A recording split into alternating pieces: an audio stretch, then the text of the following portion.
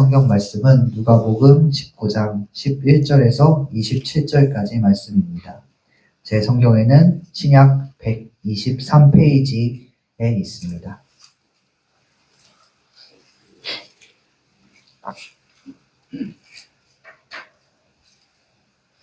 오늘의 성경 말씀은 누가복음 19장 11절에서 27절까지 말씀입니다.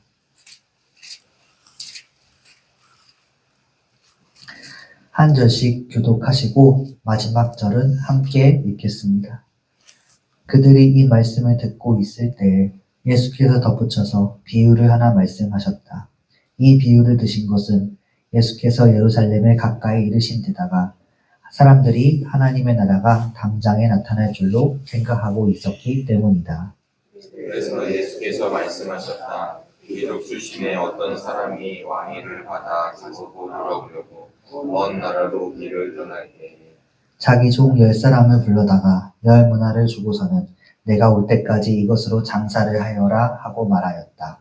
그런데 그의 시민들은 그를 미워함으로 그 나라로 사절을 믿더라 보내서 우리는 이 사람이 우리의 왕이 되는 것을 원하지 않습니다 하고 말하게 하였다. 그러나 그 귀족은 왕위를 받아가지고 돌아와서 은화를 맡긴 종들을 불러오게 하여 각각 얼마나 벌었는지를 알아보고자 하였다. 첫째 종이 와서 말하였다. 주인님, 나는 주인의 한 문화로 10문화를 벌었습니다. 주인이 그에게 말하였다. 착한 종아 잘했다. 내가 아주 작은 일에 신실하였으니 10고을을 다스리는 권세를 차지하여라. 둘째 종이 와서 말하였다. 주인님, 나는 주인의 한 문화로 5문화를 벌었습니다. 주인이 이 종에게도 말하였다. 너도 5고을을 다스리는 권세를 차지하여라. 다른 한 종이 와서 말하였다. 주인님 보십시오. 주인의 한 문화가 여기에 있습니다. 나는 이것을 수건에 싸서 보관해 두었습니다. 주인님은 야무진 분이라서 맡기지 않은 것을 찾아가시고 심지 않은 것을 거두심으로 나는 주인님을 무서워하여 이렇게 하였습니다. 주인이 그에게 말하였다. 악한 종아, 나는 내 입에서 나온 말로 너를 심판하겠다. 너는 내가 야무진 사람이라서 맡기지 않은 것을 찾아가고 심지 않은 것을 거두어 가는 줄 알고 있었지. 그러면 어찌하여 내 은화를 은행에 예금하지 않았느냐? 그랬더라면 내가 돌아와서 그 이자와 함께 그것을 찾았을 것이다. 그리고 그는 곁에 서 있는 사람들에게 말하였다. 이 사람에게서 한 문화를 빼앗아서 10문화를 가진 사람에게 주어라.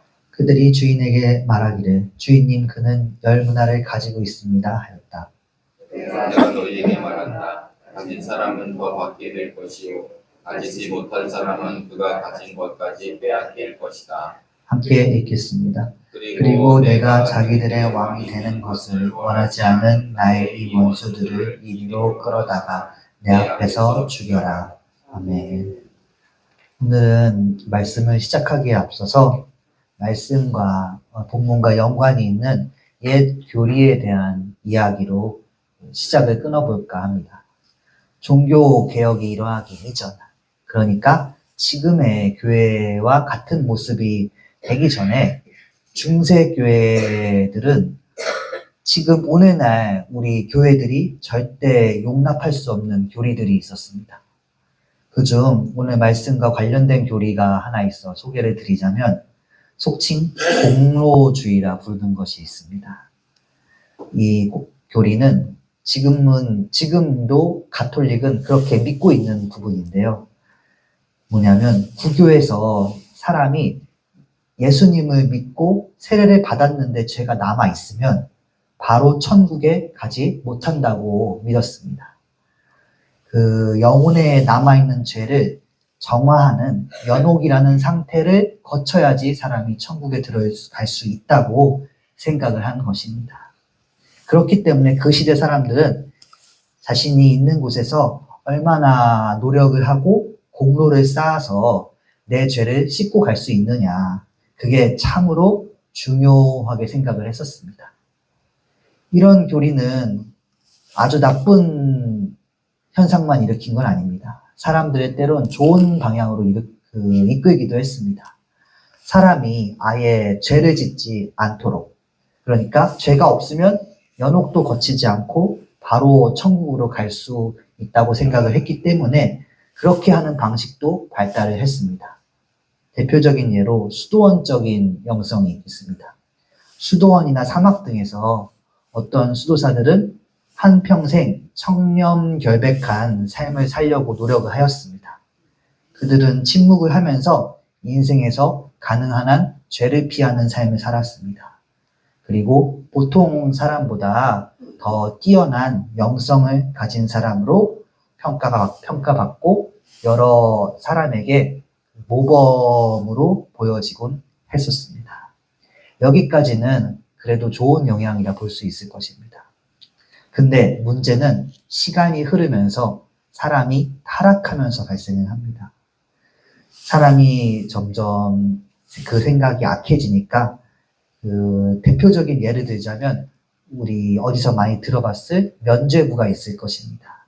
면죄부는 돈으로 사서 그 산 만큼 내 죄를 내 연옥에서 내가 태워야 할 죄가 줄어들었다라는 걸 증명하는 증서인데 그처럼 그 사람이 자기가 가진 영혼의 죄를 깎아낼 수 있는 요소들을 교회에서 그 교회가 타락을 하면서 판매를 하기 시작했던 것입니다. 교회사에서는 이렇게 교회가 돈으로 죄를 깎는 방식들을 가장 많이 판매하던 때를 속칭 중세의 암흑기라고 부르곤 하였습니다. 이 교리를 소개하면서 질문을 해보려 합니다. 당시 사람들은 왜 오해를 하였을까요? 왜 사람들은 내가 노력하여서 내 영혼에 쌓인 죄를 깎아낼 수 있다. 그렇게 믿었을까요? 그 배경에는 사실 맨 처음에는 성경 구절들이 있었을 것입니다. 여러 성경 구절들이 이 공로사상의 근거가 되었습니다. 오늘 말씀 역시 그렇게 사람들에게 안타까운 오해를 많이 산 말씀 중 하나입니다. 이 말씀은 열 문화의 비유라고 불리는데 마태복음 25장에 나오는 달란트 비유와도 일맥상통하는 부분이 있습니다. 말씀을 보시면 예수님께서 하나님 나라에 대해 오해하는 사람들에게 하나님 나라가 어떤 곳인지 바르게 알리기 위해 비유를 해주시면서 말씀이 시작을 합니다. 어떤 귀족 출신의 사람이 비유해 보면 있는데 왕위를 받기 위해서 먼 나라를 떠나게 됩니다. 가면서 종 10명을 불러서 자신이 돌아올 때까지 10문화를 한 명당 한 문화씩 준 걸로 보입니다. 주면서 이 돈으로 장사를 하라고 하였습니다. 그리고 떠나는데요. 14절에 보니까 그 나라 시민들은 왕위를 받으러 떠나는 귀족을 미워하는 사람들이 있었습니다. 그래서 왕위를 받을 귀족의 나라에 가서 사람을 보내서 방해하려는 움직임이 나오게 됩니다. 근데 15절에 보니까 한 절도 채 되지 않아서 귀족은 왕이 되어 돌아오게 됩니다. 은하를 맡긴 종들을 불러내서 장사의 성과를 확인을 했는데 첫째 종은 한 문화로 10문화를 벌었습니다. 주인이 참으로 기뻤는지 10고을을 다스리는 권세를 주게 됩니다. 또 한 문화로 5문화를 번 종도 있습니다. 이 종은 5고을을 다스리는 권세를 차지하게 됩니다. 20절에 보니까 어떤 종은 한 문화를 수건에 싸서 보관하였다 합니다. 심지어 이 종이 스스로 변명하기를 21절에 보니까 주인님은 야무지니까 맡기지 않은 것을 찾아가고 심지 않은 것을 거두시는 분이라고 말을 합니다. 종이 비록 주인을 야무지다고 표현을 했지만 이 말은 주인 입장에서는 그저 자신의 명령을 듣지 않고 비꼬는 말투로 들려졌을 수 있겠습니다. 주인은 그 다음 구절에서 종이 한 말 그대로 종을 심판하겠다고 하셨습니다. 23절에서 왜 내가 장사하라고 돈을 벌라고 했는데 은행 이자도 받지 않게 하였냐고 따지면서 주인은 그 한 문화를 종에게서 뺏어버립니다. 그리고 가장 문화를 많이 번 것처럼 보이는 첫째 종, 10문화를 가진 종에게 줘버리는 것입니다. 종들이 사이에서 말이 나왔습니다. 저 종은 이미 10문화를 가지고 있는데 한 문화밖에 가지지 못한 종에게 뺏어서 줘버렸다고요. 공평하지 못하다는 생각이 있었을 것입니다. 주인은 그 공평하지 못하다고 생각하는 종들에게 말합니다. 본문 26절 말씀이 그 주인의 말인데요. 우리 이 26절 말씀을 함께 읽어보겠습니다. 내가 너희에게 말한다. 가진 사람은 더 받게 될 것이요. 가지지 못한 사람은 그가 가진 것까지 빼앗길 것이다. 아멘. 이 말씀은 말씀 자체만 놓고 보면 마치 자본주의 사회에서 말하는 부익부 빈익빈 현상을 나타내는 것처럼 보이지만 결코 그걸 옹호하는 말씀이 아닙니다. 또한 제가 앞서 말씀드린 교리인 노력해서 내 죄를 많이 깎아내면은 그 사람은 연옥을 거치지 않고 바로 천국에 올라갈 수 있다. 그런 말씀 역시 아닙니다. 말씀 자체가, 이 본문 비유 자체가 하나님의 나라에 대한 비유라는 것을 우리가 생각을 해봐야 할 필요가 있습니다.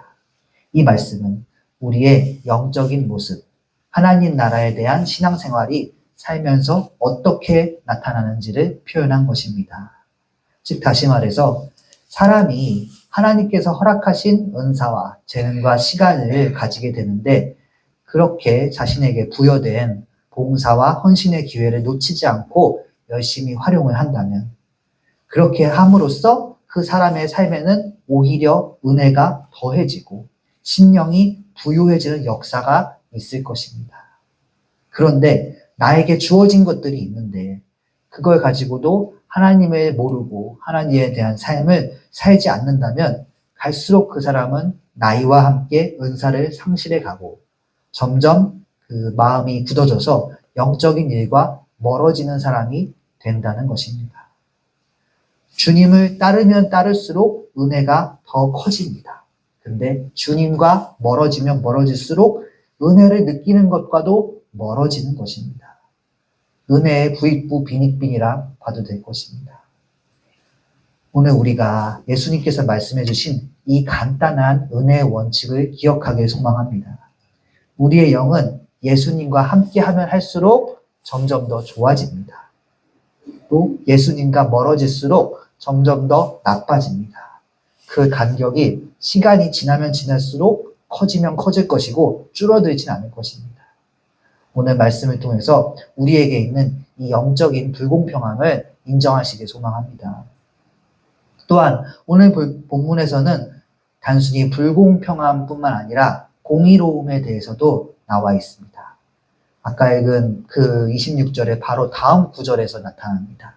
본문 27절 말씀도 함께 읽어보겠습니다. 그리고 내가 자기들의 왕이 되는 것을 원하지 않은 나의 이 원수들을 이리로 끌어다가 내 앞에서 죽여라. 아멘.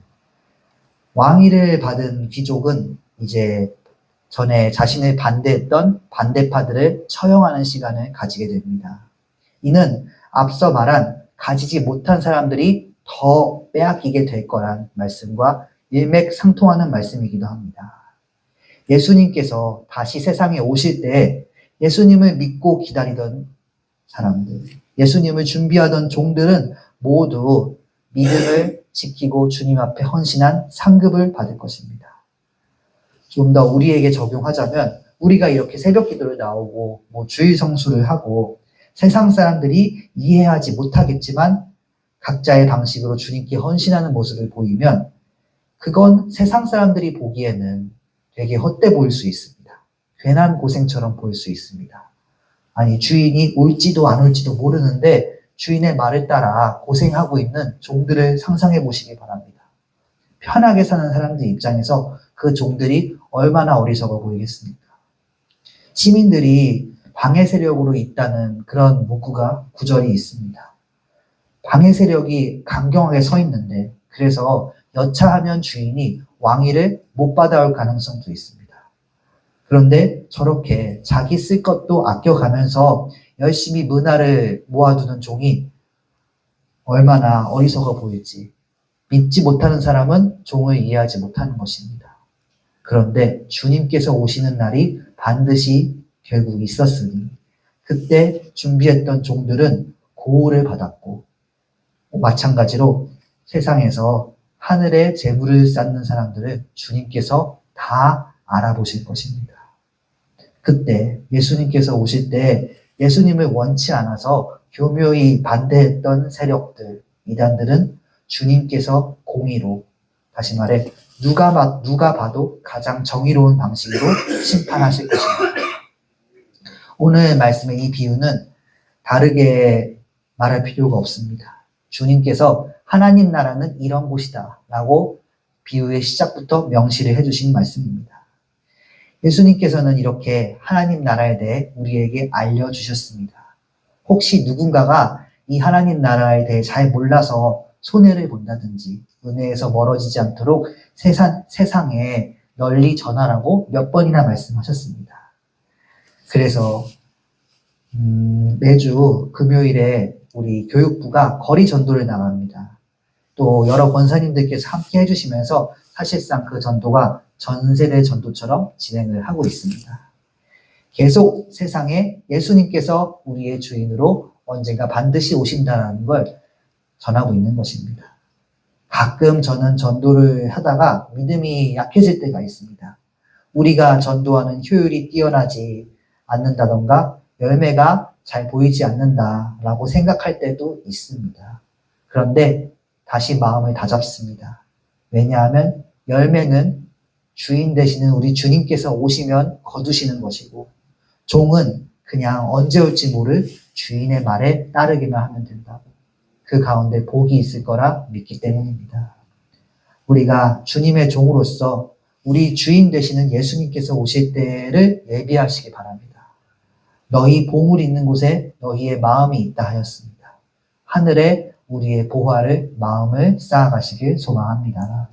마지막 우리에게 반드시 올 주님의 때에 주님께 칭찬받으시길, 그간에 내가 알량하게 하늘에 쌓아온 보화와는 비교도 안 될 정도로 주님께 크게 받으시길 간절히 소망합니다. 기도하시겠습니다. 우리에게 달란트를, 문화를 맡기신 주님, 우리가 주님께서 맡기신 것들을 알아채고 감사할 수 있도록 허락하시옵소서. 주님께서 허락하신 것들을 세어보고 주님의 일에 쓰게 하여 주시옵소서. 부족한 종이 주인의 명을 따르기 원합니다. 주님께서 우리를 사용하소서. 주님의 오실 때를 위해서 우리가 마음으로 하늘 창고에 보화를 쌓게 하여 주시고 그로 인해 기쁨과 은혜가 더 넘치게 하여 주시옵소서. 오늘은 수요 예배가 있습니다.